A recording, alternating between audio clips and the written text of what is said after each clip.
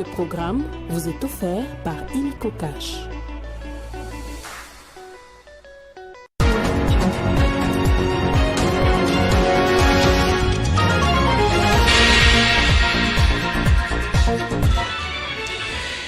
À la une de l'actualité, le président de la République Félix-Antoine Tshisekedi Tshilombo a échangé hier jeudi dans la soirée à la Cité de l'Union africaine avec les élus nationaux et sénateurs du Nord et Sud Kivu sur la situation sécuritaire et humanitaire dans la ville de Goma. Le chef de l'État leur a affirmé que le processus diplomatique évolue très bien. Et sur l'agression injuste du Rwanda sur le sol congolais et l'occupation de la ville de Goma, le Royaume-Uni joint sa voix à celle de l'Union européenne en condamnant fermement l'implication du Rwanda dans les conflits en RDC et exige une cessation immédiate des hostilités. La France a été contrainte de tourner une page de son engagement militaire au Sahel. C'est vendredi, l'armée tchadienne organise une cérémonie officielle pour symboliser le départ définitif des forces françaises du Tchad. Ceci marque un terme à des années de présence militaire française dans la région. C'est déjà le week-end et vous nous renouvelez votre confiance. Merci de le faire. À la une de l'actualité, le président de la République, Félix-Antoine Tshisekedi Tshilombo, a échangé hier jeudi dans la soirée à la Cité de l'Union africaine avec le caucus des députés nationaux et sénateurs du Nord Kivu et du Sud Kivu sur la situation sécuritaire et humanitaire préoccupante dans la ville de Goma. Le chef de l'État leur a affirmé que le processus diplomatique évolue très bien. Il espère que la communauté internationale va entendre la voix de la RDC et va exiger au Rwanda le retrait de ses troupes. Et à en croire les élus, ces deux provinces qui à leur tour ont exprimé tout leur soutien au chef de l'État pour toutes les démarches politiques, diplomatiques et militaires entreprises. Toujours dans la journée d'hier jeudi, le chef de l'État a reçu Jean-Noël Barrot, ministre de l'Europe et des Affaires étrangères de la France, un échange de plus d'une heure au cours duquel Félix Tshisekedi a expliqué la situation actuelle au travers de son pays marqué par un pillage de ressources naturelles, des massacres et autres violations massives des droits de l'homme. Suivez. C'est une première visite du chef de la diplomatie française à Kinshasa. Jean-Noël Barrot, ministre de l'Europe et des Affaires étrangères de France, a été reçu ce jeudi à la Cité de l'Union africaine par le président de la République Félix-Antoine Tshisekedi. Une visite qui fait suite à une série de communications entre les chefs de l'État et son homologue français Emmanuel Macron. Pendant plus d'une heure, le président Félix Tshisekedi a expliqué la situation que vit le pays, marqué par des massacres, des pillages des ressources naturelles et autres violations massives des droits de l'homme. Le chef de l'État a exprimé ses regrets à la suite des incidents malheureux survenus à l'ambassade de France au cours des manifestations organisées le 28 janvier dernier à Kinshasa. Membre du Conseil de sécurité de l'ONU avec droit de veto, la France a apporté un soutien important à la RDC lors des deux dernières réunions urgentes de cet organe des Nations Unies consacré à la situation sécuritaire et humanitaire dégradante dans le Nord Kivu après l'intensification de l'invasion des troupes rwandaises autour de la ville de Goma. Pour le moment, la RDC attend un peu plus d'action après l'invasion avérée des troupes rwandaises dans plusieurs territoires du Nord Kivu. Après l'Union européenne qui a condamné fermement l'implication du Rwanda dans les conflits en République démocratique du Congo, en particulier l'occupation de Goma et d'autres territoires de l'Est du pays par le RDF et M23, le Royaume-Uni aussi a condamné les velléités expansionnistes du Rwanda en appelant au retrait immédiat de toutes les forces RDF du territoire congolais. Mr. President, I also want to speak. L'étau se resserre petit à petit autour du Rwanda après l'invasion du M23 à Goma. Après la France et la Belgique, c'est maintenant le tour du Royaume-Uni, un des partenaires de taille des Kagame, de monter au créneau pour dénoncer la guerre que le Rwanda impose injustement à la RDC. Dans un communiqué publié jeudi, le Royaume-Uni condamne avec véhémence l'occupation rwandaise via le M23 des territoires congolais et menace de réexaminer son soutien financier au pays de 1000 collines. Londres dénonce une violation inacceptable de la souveraineté de la RDC et de la Charte des Nations Unies qui pose un risque fondamental pour la stabilité régionale et appelle au retrait immédiat de toutes les forces armées rwandaises du territoire congolais. Entre-temps, le Royaume-Uni appelle toutes les parties à cesser immédiatement les hostilités, à faciliter l'accès de l'aide humanitaire et à reprendre des pourparlers diplomatiques inclusifs. Le même jeudi, devant la Chambre des représentants, le Premier ministre belge, Alexander De Croo, a demandé formellement au Rwanda de cesser son soutien au M23. Cependant, plusieurs Congolais doutent encore de la posture de l'Union européenne qui observe cette situation depuis des décennies sans réagir et qui de temps en temps apporte son soutien à Kagame et au M23. D'aucuns estiment qu'il ne faudrait pas compter sur le soutien hypocrite de l'Union européenne et peaufiner des stratégies à la congolaise pour bouter l'ennemi dehors. Tel que vous le connaissez bien, les exactions de l'Est du pays préoccupent au plus haut niveau le gouvernement de Kinshasa. Après l'adresse du chef de l'État à la nation, le ministre de la Défense nationale, Gu Kabombo Mwadianvita, a insisté sur la détermination de poursuivre le combat jusqu'à la pacification totale de la RDC. Vous vous demandez quelle est notre politique. Je veux le dire ici. C'est faire la guerre. Par mer, par terre et par air, de toutes nos forces et avec toute la force que Dieu peut nous donner, de faire la guerre contre la tyrannie monstrueuse, jamais surpassée dans le sombre et lamentable catalogue du crime humain. Telle est notre politique. Il s'agit d'une question de vie ou de mort pour la République démocratique du Congo. Il s'agit particulièrement de savoir si le peuple congolais restera libre ou tombera dans l'esclavage post-colonial. Il ne doit pas y avoir de place dans nos rangs pour les pleurnichards et les lâches, pour les marchands de panique et des déserteurs. Notre peuple ne doit connaître aucune peur au combat et doit se joindre de manière désintéressée à notre guerre patriotique de libération, notre guerre contre les asservisseurs fascistes. Dans la situation actuelle, la crédibilité de notre armée est essentielle. C'est pourquoi vous devez assumer sans faiblesse votre mission constitutionnelle, défendre les frontières de la République démocratique du Congo contre toutes les menaces, d'où qu'elles viennent.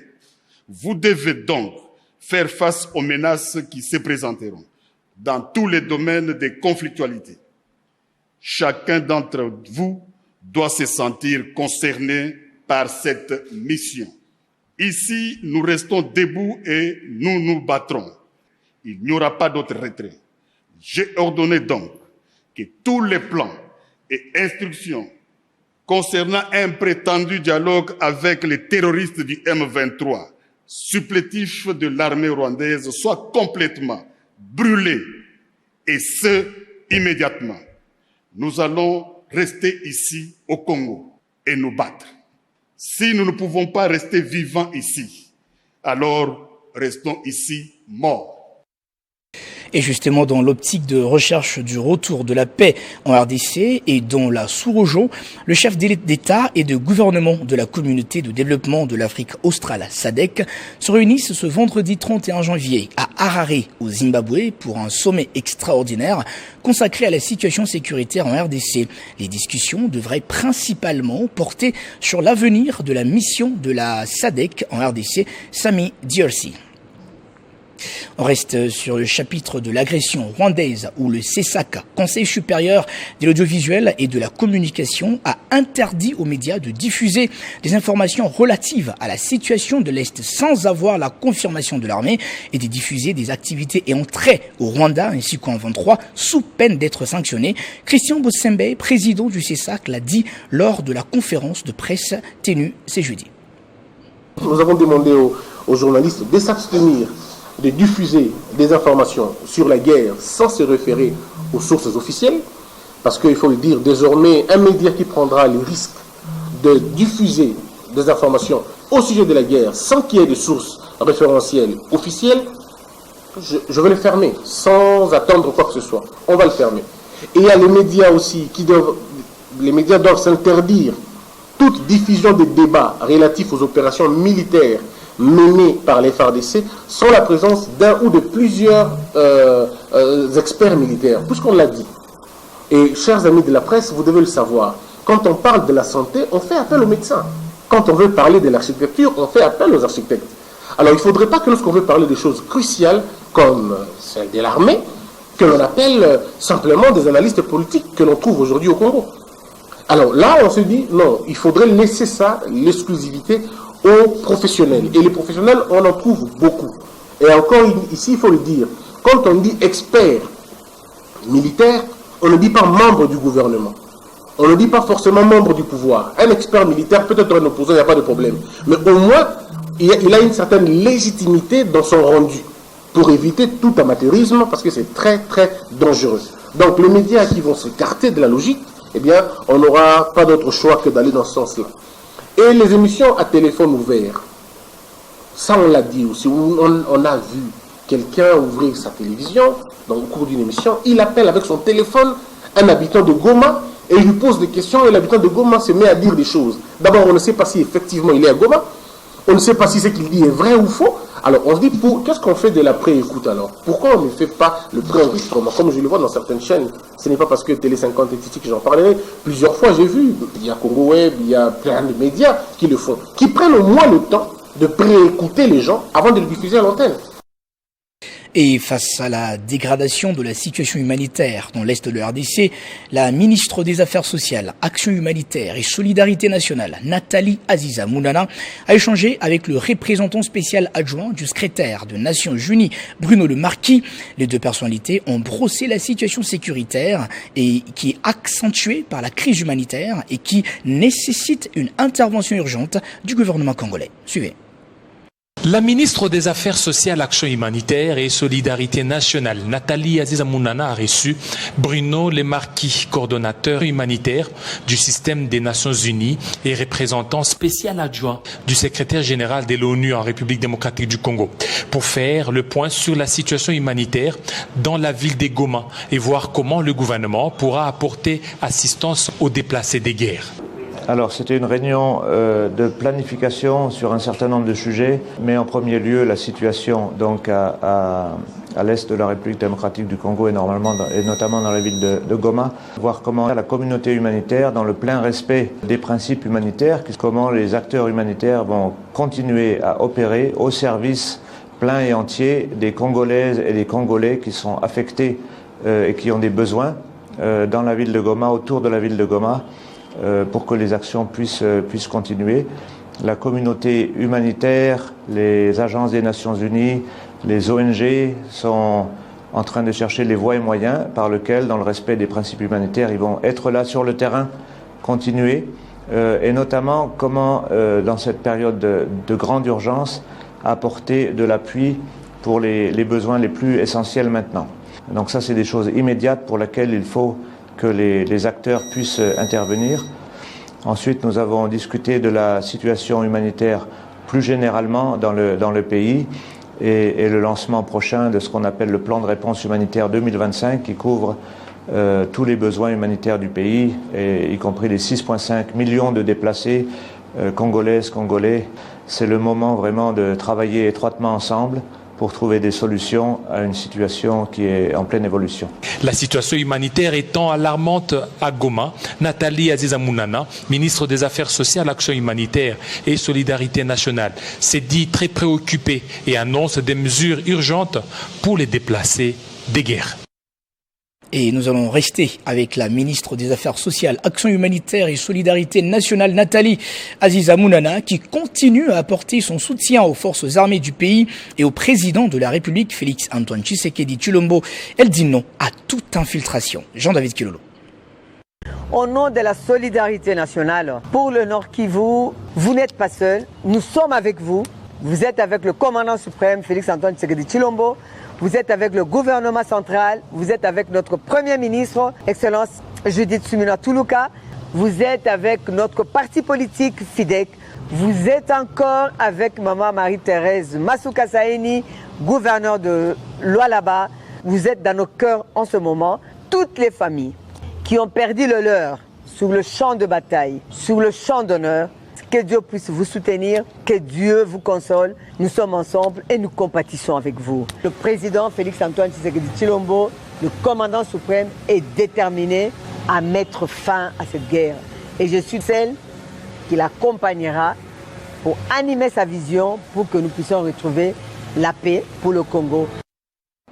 Face à l'escalade de la situation sécuritaire dans l'est de la République démocratique du Congo, notamment à Goma et ses environs, Maître Blaise Iboula Mukelenge a exprimé sa vive préoccupation et a appelé à l'unité nationale.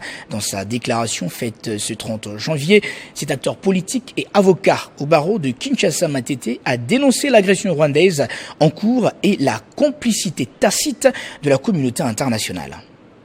Je salue la bravoure de nos soldats qui ont démontré par leur courage, au prix et au péril de leur vie, que nous pouvons résister et nous pouvons faire douter les agresseurs rwandais et leurs consorts.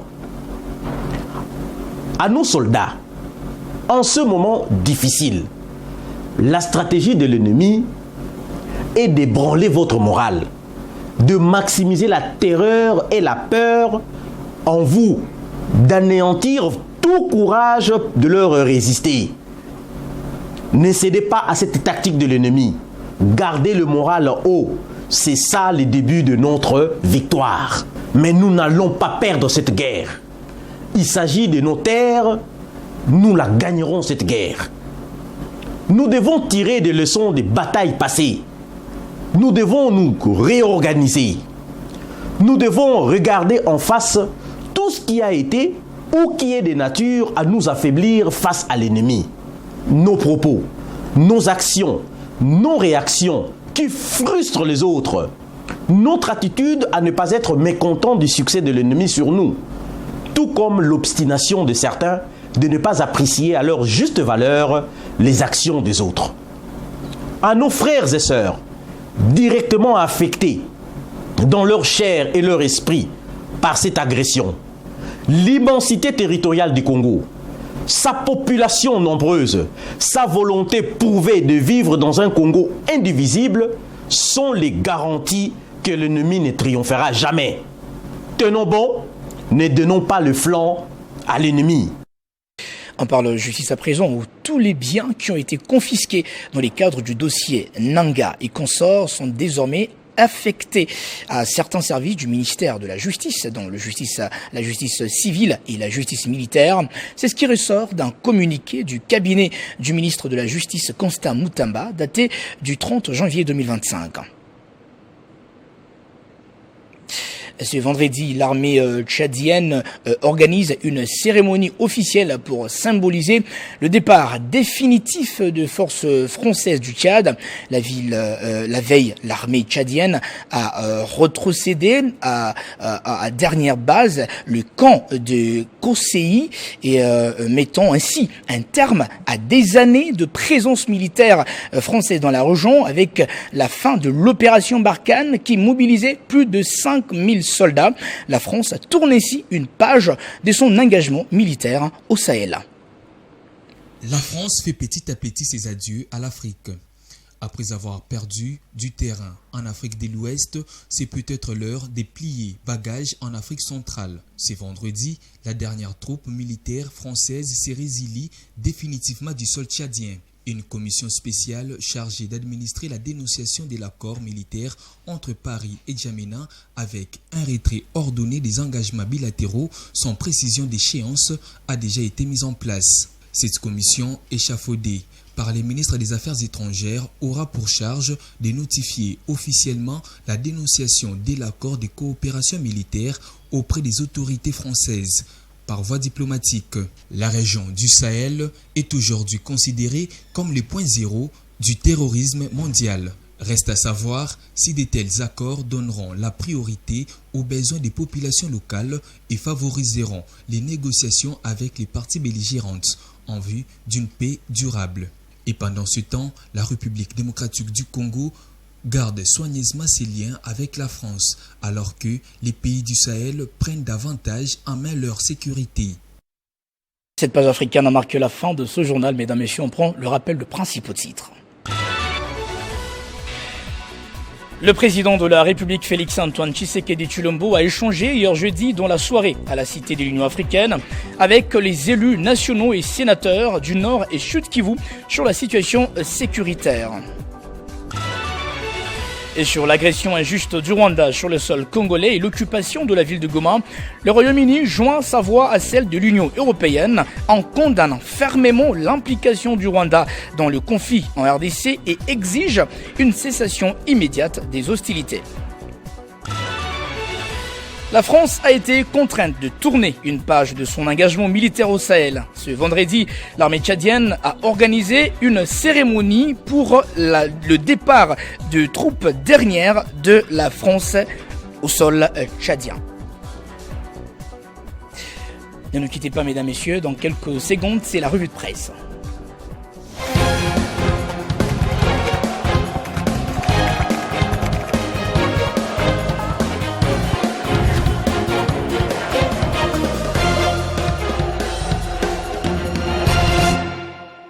Bienvenue à vous, si vous nous rejoignez, c'est avec Nathan Diamoiteux que nous allons lire le journal. Nathan, bonjour et bienvenue. Bonjour Benjamin Moudiata, merci. La première question pour ta revue de presse, tout d'abord la situation sécuritaire dans l'Est de la RDC, enfin le Rwanda dans les viseurs de l'Europe pour des sanctions concrètes. Exactement, Benjamin Moudiata, la question sécuritaire dans l'Est de la République démocratique du Congo fait la une de plusieurs journaux parus aujourd'hui. Le journal Info 27 entre en lice et rapporte que le Parlement européen, choqué par la prise d'une partie des Goma par l'armée rwandaise et ses supplétifs du M23, raison pour laquelle il a convoqué hier jeudi 30 janvier une session spéciale pour analyser la situation sécuritaire et humanitaire au Nord Kivu. Benjamin Seportail précise que lors de cette session, des sanctions concrètes contre Kigali ont été proposées dans la suspension du mémorandum de coopération signé en février 2024 et l'interdiction de manifestations sportives internationales prévues au Rwanda. De son côté, le journal Africa News révèle que pour le bureau du Parlement européen, l'Union européenne doit promouvoir justement la paix et ne doit pas être un observateur passif. Présent à ces travaux, le représentant spécial de l'Union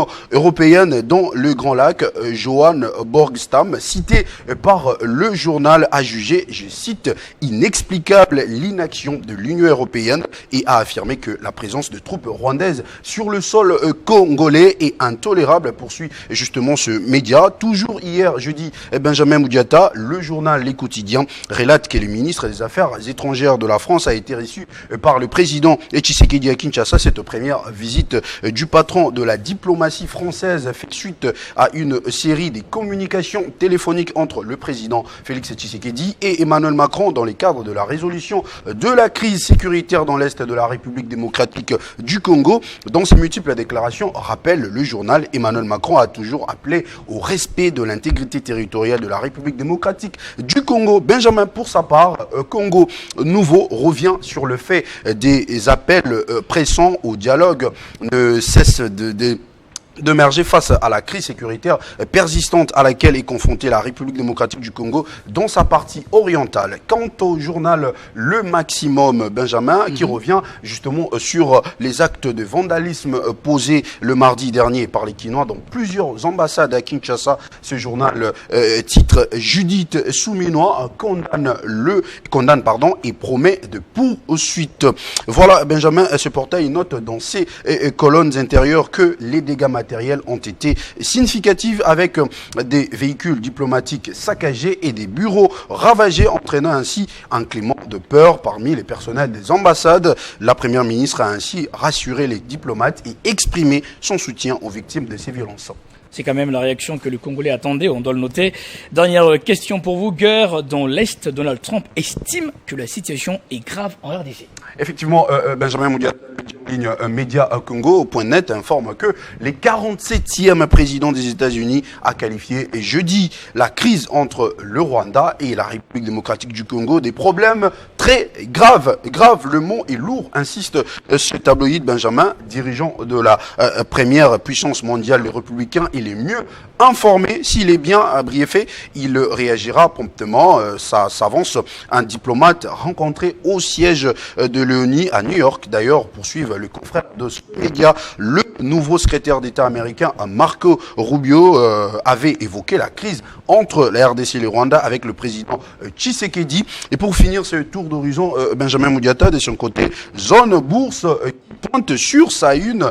Trump déclare que la crise entre le Rwanda et la République démocratique du Congo est un problème très sérieux. Ces médias rapportent que lors d'une conférence justement de presse sur une coalition aérienne à Washington, il a été demandé à Donald Trump s'il avait un plan pour ramener la paix en RDC ou un conflit dans l'est du pays que Washington le nie et d'autres considèrent comme quand le Rwanda s'est aggravé. Merci à vous, Nathan Diamoïté, pour tous ces détails. C'est moi que vous remercie, Benjamin. Vous l'avez compris, vous, chers téléspectateurs, c'est la fin de ce journal. Merci de l'avoir suivi de partout grâce à Télé 50. Que Dieu vous bénisse et qu'il bénisse la République démocratique du Congo.